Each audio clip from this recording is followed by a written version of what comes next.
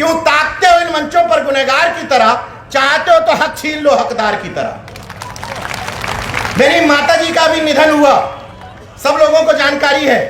Short में बता देता हूं कि यथासंभव मैंने एक भी ब्राह्मणी कांड नहीं किया। ये मानते हो कि जिंदा जा नहीं सकता, मरा बता नहीं सकता, तो अपने घर वालों के नाम के आगे स्वर्गीय लिखना बंद कर दो। क्योंकि अगर 5 मर्डर करने वाला 6 रेप करने वाले के 13वीं कार्ड में भी स्वर्गीय ही लिखा जाता है कि अभी तो परिंदे शुमार करना है, अभी तो परिंदे शुमार करना है, फिर भंते सुमित रतन बताएंगे कि किस किस पे वार करना है। अभी तो परिंदे शुमार करना है, फिर हम सब अम्बेडकरवादी, हम सब अर्जकवादी, हम सब बुद्धिवादी बताएंगे कि किस किस पे वार करना है। बड़ा गुरूर है सत्ता वालों तुझे, मगर हम अम्बेडकरवादियों को जिद है कि दरिया को पार करना है। गोरखपुर की धरती पर उन्होंने राष्ट्रीय बौद्ध महासम्मेलन का न सिर्फ आयोजन किया, बल्कि यह आयोजन एक तरीके से मील के पत्थर की तरह साबित होगा। और निश्चित तौर पर जो अंधविश्वासी, पाखंडी, सांप्रदायिक सत्ताएं काबिज हैं, उनको उखाड़ने का आगाज इसी गोरखपुर से होगा। और अच्छी बात यह है भंते जी की आपका आयोजन देखने खुद बाबा आ चुके हैं। आपने विशिष्ट अतिथि के तौर पर उनको बुलाया था, तो दर्शक दीर्घा में बैठ करके सारा आयोजन देख रहे हैं। यह हौसले की बात है। और यह हौसला मिलता कैसे है? आप तमाम सारे लोगों के साहस देने से। मंच पर जितने लोग बैठे हुए हैं उन सभी लोगों को नमन करता हूं। पूरे देश भर से लोग आए हैं, लेकिन उनसे ज्यादा नमन आप लोगों को है। क्योंकि अगर यहां बैठे हुए लोग का वजूद तब तक है जब तक यहां बैठे हुए लोग उनके साथ, वरना उनका वजूद खत्म हो जाता। मैं कुछ चुनिंदा बात करूंगा क्योंकि गर्मी बहुत है, चाहूंगा कि जल्दी जल्दी लोग अपनी बात करें। तो शॉर्ट में कुछ बातें आप लोगों से करके, क्योंकि आज कबीर साहब का जन्मदिन भी है, जयंती भी है, और आपको सबको पता है कि मैंने उन्हीं के नाम पर अपने बेटे का नाम कबीर रखा है, तो उनको भी नमन करता हूं। और छोटे छोटे अनुरोध आप लोगों से कर लेता हूं, जो अनुरोध अमूमन मंचों से मैं करता हूं।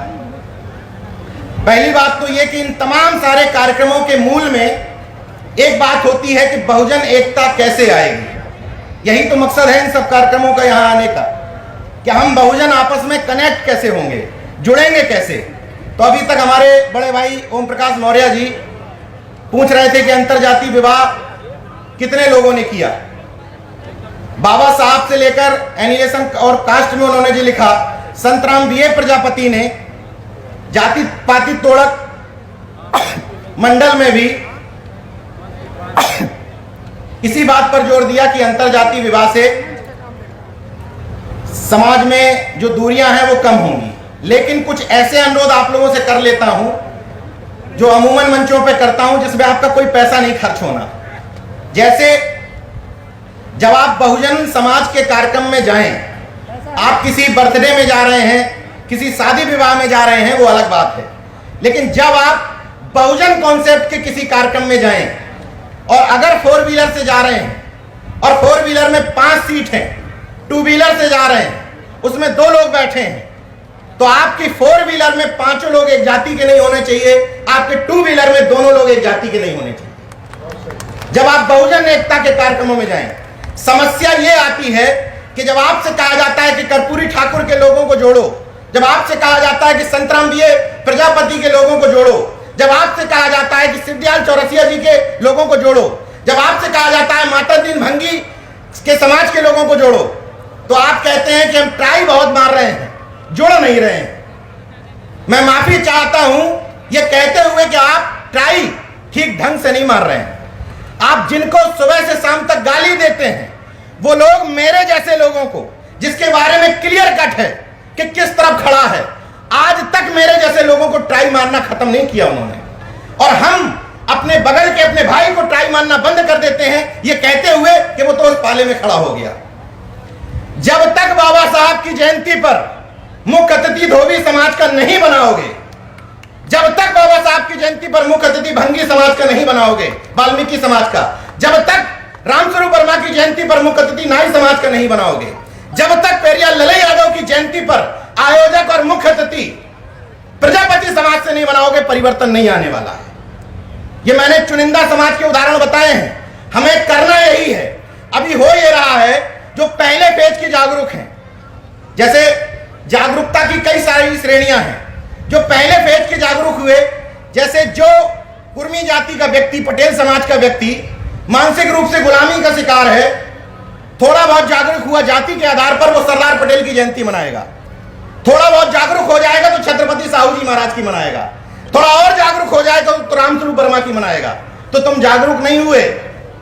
जागरूकता का पैमाना तब होगा जब तुम शिवदयाल चौरसिया की जयंती मनाना शुरू करोगे। समस्या यह है कि भाई आप दूसरे समाजों को ज्ञान देते हैं। दिक्कत यह है कि अगर नाई समाज के लोग कर्पूरी ठाकुर की जयंती ना मनाए तो मनाएगा कौन? दिक्कत यहां पर है। तो मनाने की जिम्मेदारी उन समाजों की है जो ठेका लिए घूम रहे हैं कि हम संख्या में ज्यादा हैं। उनकी जिम्मेदारी है बड़ा दिल दिखाने की, बड़ा भाई बनने की। सत्ता परिवर्तन की जब बात होती है ना, मैं कहता हूं कि सत्ता में बैठे हुए जो विपक्षी दलों के लोग हैं, किसी का नाम नहीं लूंगा, जो 2-3 पार्टियां हैं, समझ जाइए, जब उन पार्टियों के राज में लोगों को यह एहसास होने लगेगा कि अगर हमारी सत्ता आएगी तो तुम हमारे विश्वकर्मा भाई को छू नहीं पाओगे, उस दिन सत्ता परिवर्तन हो जाएगा।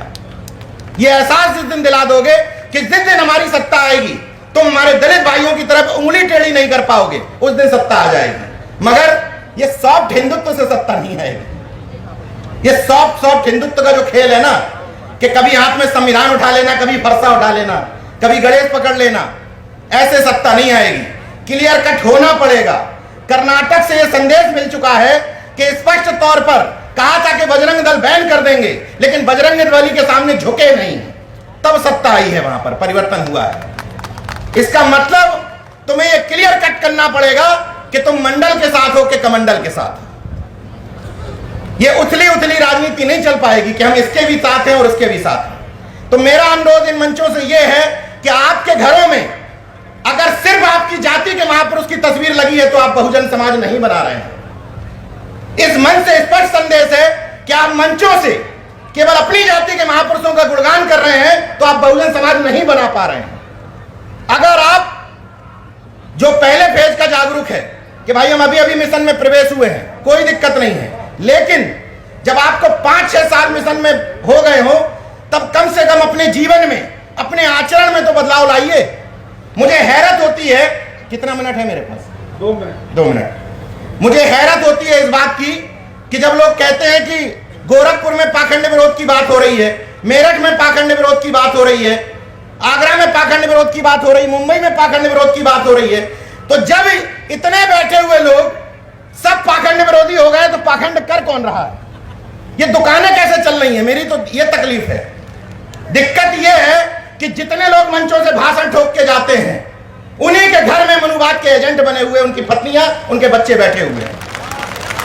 तुम यहां से ठोकते हो कि गोबर है, घर में उनको बताया जाता है गणेश है, माथा पट को पूजो।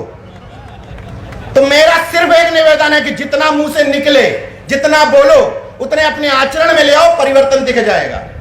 ना हमारी तरफ देखने की जरूरत है ना भंते जी की तरफ। और इसीलिए आप लोगों से अपील करता हूं, क्यों ताकते हो इन मंचों पर गुनहगार की तरह, क्यों ताकते हो इन मंचों पर गुनहगार की तरह? चाहते हो तो हक छीन लो हकदार की तरह। मेरी माता जी का भी निधन हुआ, सब लोगों को जानकारी है। शॉर्ट में बता देता हूं कि यथासंभव मैंने एक भी ब्राह्मणी कांड नहीं किया।